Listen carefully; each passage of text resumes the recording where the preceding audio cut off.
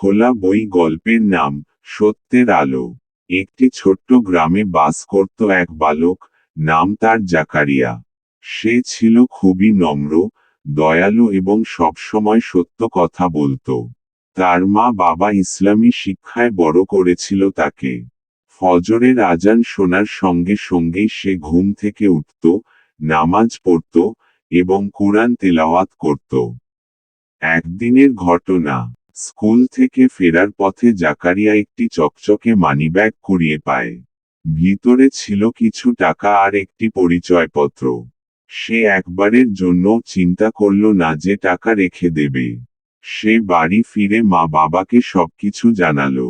তার বাবা বললেন, তুমি যদি এই টাকাগুলো ফেরত দাও, তাহলে আল্লাহ তোমাকে আরো বেশি রিজিক দান করবেন। জাকারিয়া ঠিক সেই কাজই করল। পরদিন স্কুলে গিয়ে প্রধান শিক্ষকের সাহায্যে মানিব্যাগটি ফিরিয়ে দিল প্রকৃত মালিককে। প্রতিদান, মানিব্যাগের মালিক ছিলেন একজন শহরের ব্যবসায়ী।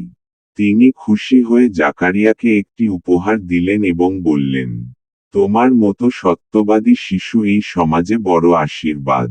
এই ঘটনার পর পুরো গ্রামে জাকারিয়ার সততার কথা ছড়িয়ে পড়ে। ছোটরা তাকে অনুসরণ করতে শুরু করে। Dash dash dash.